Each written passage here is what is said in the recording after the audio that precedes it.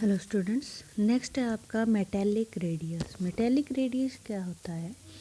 ठीक है, half distance होता है कितने ना centre of nuclei of two adjacent atoms of the in the metallic crystal. आपको पता है मेटेलिक क्रिस्टल कैसे बनता है? नहीं पता, मैं बताती हूँ। मेटल्स जो है ना इस तरह से अटैच्ड होते हैं, ठीक है,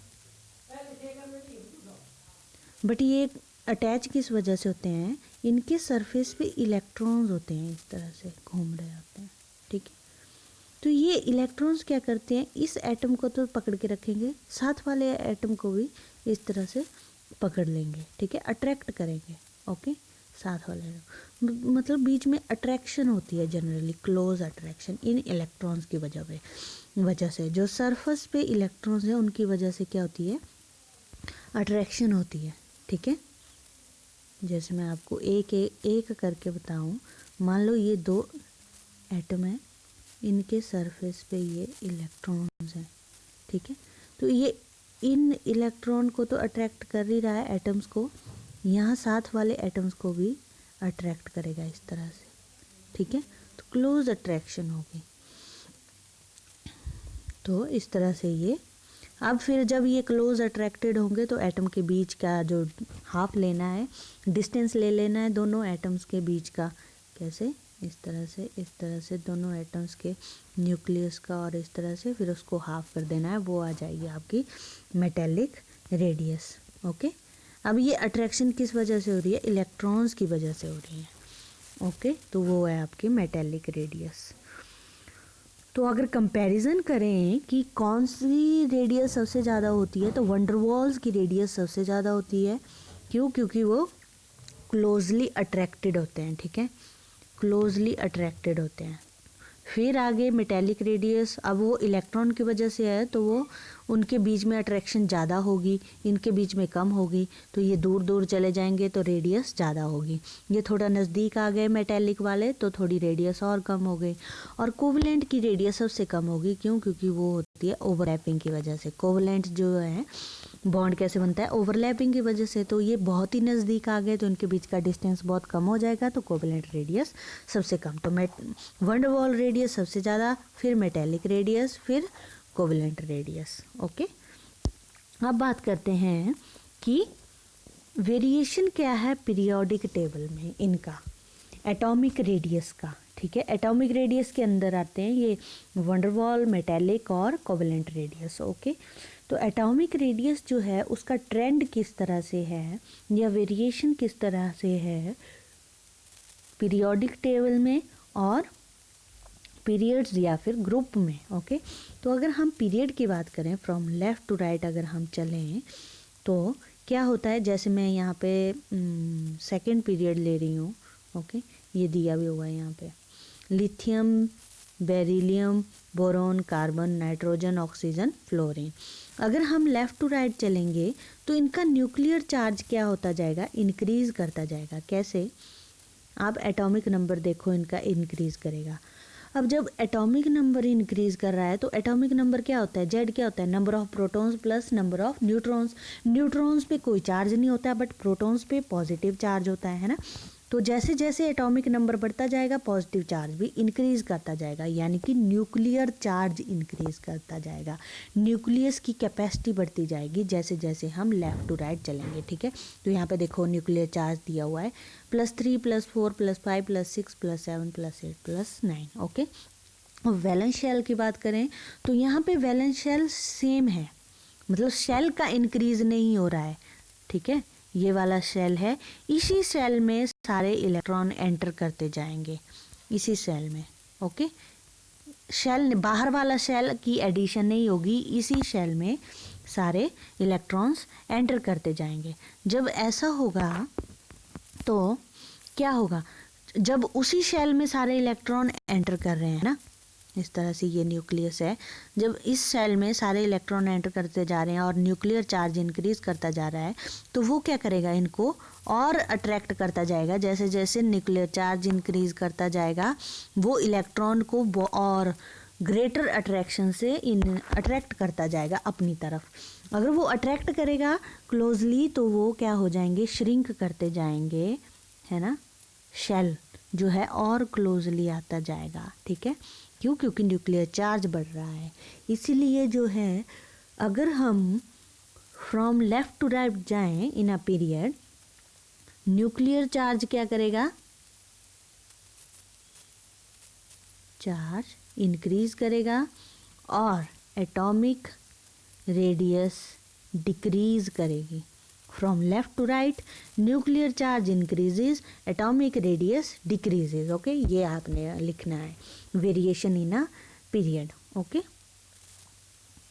ये लिखा हुआ along the period of atomic radii of the elements generally decreases from left to right. Okay, decrease करती जाएगी। किस वजह से? Due to nuclear charge. Nuclear charge अगर इंक्रीज होता जाएगा वो और स्ट्रांगली पकड़ के रखेगा इलेक्ट्रॉन को, अपनी तरफ खींचता रहेगा और इसीलिए एटॉमिक रेडियस जो है वो डिक्रीज कर जाएगी। ओके, तो ये आपका पीरियड का ट्रेंड है। और अगर हम बात करें यहाँ पे ग्रुप की, ग्रुप में क्या होगा कि जो एटॉमिक रेडियाई है डाउन द ग्रुप चलेंगे अगर हम, तो वो इंक्रीज करेगी। ओके, क्यों होगा ऐसा? क्योंकि उसमें शेल की एडिशन होती जाएगी। डाउन द ग्रुप जब हम जाते हैं तो न्यू शेल आता जाएगा। जैसे यहाँ पे मैंने ग्रुप लिया हुआ है, ये first group lithium, sodium, potassium, rubidium, caesium, francium. Okay, तो यहाँ पे देखो अब यहाँ पे न्यूक्लियर चार्ज नहीं देखना है आपने, आपने देखना है शेल। ओके, वहाँ पे न्यूक्लियर चार्ज, यहाँ पे शेल। शेल देखो पहले 2s था, फिर 3s हो गया, फिर 4s हो गया, फिर 5s हो गया, फिर 6s हो गया और फिर 7 में। यानी कि जैसे जैसे हम डाउन द ग्रुप जा रहे हैं वो शेल बढ़ता जा रहा है, नए नए शेल में इलेक्ट्रॉन एंटर कर रहे हैं नेक्स्ट शेल में। तो ये जो बाहर वाले शेल हो जाएंगे फिर ये क्या है, इस न्यूक्लियस से दूर चले जाएंगे। अगर दूर चले जाएंगे तो वो न्यूक्लियस जो है इनको इजीली अट्रैक्ट नहीं कर पाएगा, इसलिए जो है एटॉमिक रेडियस जो है वो इंक्रीज करती जाएगी। क्यों? क्योंकि शेल केयर इंक्रीज हो रहा है, न्यूक्लियर चार्ज का इफेक्ट इतना नहीं रहेगा आउटवर्ड इलेक्ट्रॉन्स के ऊपर, इसलिए एटॉमिक रेडियाई क्या करती जाएगी? इंक्रीज करती जाएगी। ये आपने यहाँ पे रीज़न देना है, ठीक है। नेक्स्ट बात करते हैं हम कि आयनिक रेडियाई क्या होती है।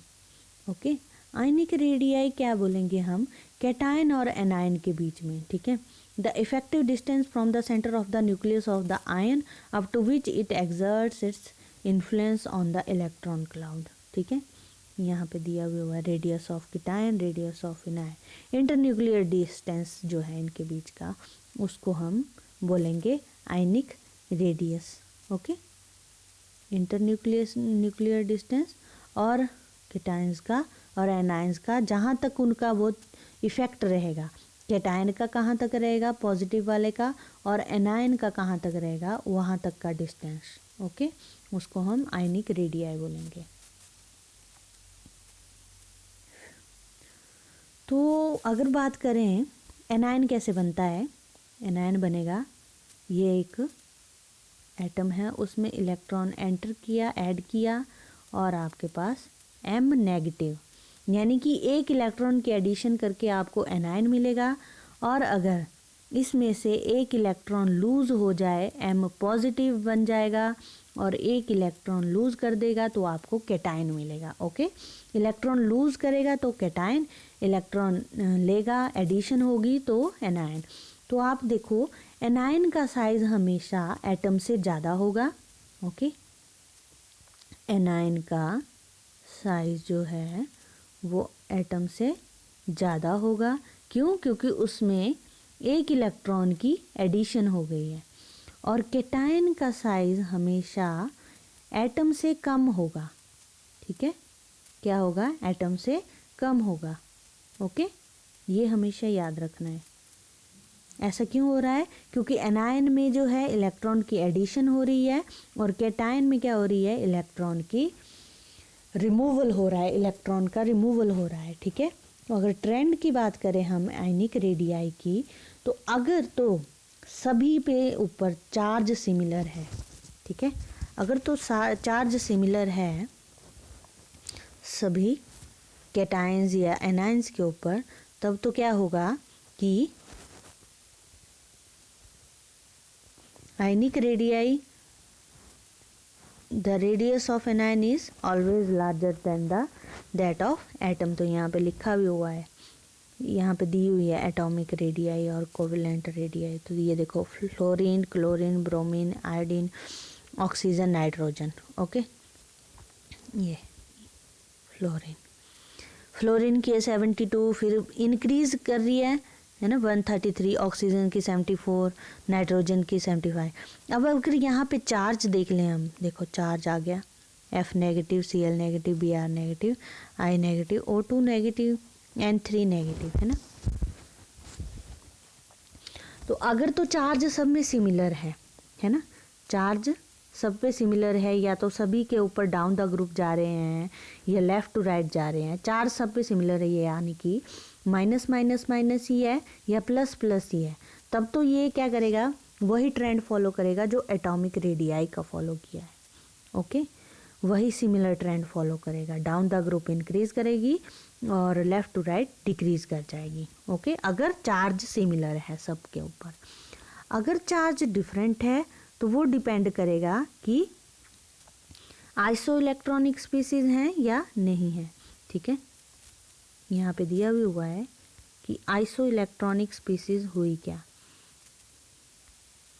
Iso electronic species are the species belonging to different atoms और ions which have same number of electrons but different magnitude of nuclear charge. Okay, तो अगर सबके ऊपर जो है नंबर ऑफ इलेक्ट्रॉन जो हैं सेम है, ठीक है, चार्ज डिफरेंट है बट इलेक्ट्रॉन्स क्या है, नंबर ऑफ इलेक्ट्रॉन्स क्या है, सिमिलर है। ये देखो N3 नेगेटिव है, एटॉमिक नंबर 7 है और इलेक्ट्रॉन 10 है। ठीक है, O2 नेगेटिव है, इलेक्ट्रॉन 10 है, एटॉमिक नंबर 8। फ्लोरीन में एटॉमिक नंबर 9, 10, सब में देखो 10 इलेक्ट्रॉन है बट एटॉमिक नंबर डिफरेंट है। तो ये क्या बोलता है कि आइसो इलेक्ट्रॉनिक स्पीसीज में जेड जो है वो क्या होगा, सॉरी जेड नहीं, इसमें क्या होगा कि इन्वर्सली प्रोपोर्शनल होगा रेडियाई के। ओके, न्यूक्लियर चार्ज, जिसका न्यूक्लियर चार्ज सबसे ज़्यादा है ना, जैसे कि जिसका एटॉमिक नंबर सबसे ज़्यादा उसका साइज सबसे कम। ठीक है, यहाँ पे मैं लिख देती हूँ atomic number, inversely proportional relationship होगा साइज से। ओके, जिसका एटॉमिक नंबर सबसे ज़्यादा होगा उसका साइज सबसे कम होगा। किसमें, आइसो इलेक्ट्रॉनिक स्पीसीज में, यानी कि जहाँ पे नंबर ऑफ इलेक्ट्रॉन्स क्या हैं, सिमिलर हैं। ठीक है, तो यहाँ पे देखो Al3 पॉजिटिव का जो एटॉमिक नंबर है वो 13 है और इलेक्ट्रॉन्स सेम है, तो इसका साइज सबसे कम और सबसे ज़्यादा किसका, N3 नेगेटिव का। क्यों, क्योंकि इसके ऊपर चार्ज एटॉमिक नंबर कम है। ठीक है, इस तरह से ये, तो ये देखो आयनिक रेडियाई भी दी हुई है, यहीं पे प्रूव हो गया। नाइट्रोजन की N3 नेगेटिव की 171 है और Al3 पॉजिटिव की 50 है। क्यों हो रहा है ऐसा, क्योंकि अगर एटॉमिक नंबर ज़्यादा है तो यानी कि उसके ऊपर न्यूक्लियर चार्ज भी ज़्यादा है, वो बहुत स्ट्रांगली अट्रैक्ट करके रख रहा है इलेक्ट्रॉन्स को। अगर न्यूक्लियर चार्ज कम है तो वो इतनी स्ट्रांगली अट्रैक्ट नहीं कर पाएगा और इलेक्ट्रॉन्स जो है वो क्या हो जाएंगे, लूज हो जाएंगे बाहर वाले शेल के, और वो एक्सपैंड करते जाएंगे इस तरह से। ठीक है, शेल जो है इस तरह से एक्सपैंड करता जाएगा। ओके, तो ये था आपका आइसो इलेक्ट्रॉनिक स्पीसीज का। फिर कल से हम करेंगे ionisation enthalpy. Okay, thank you.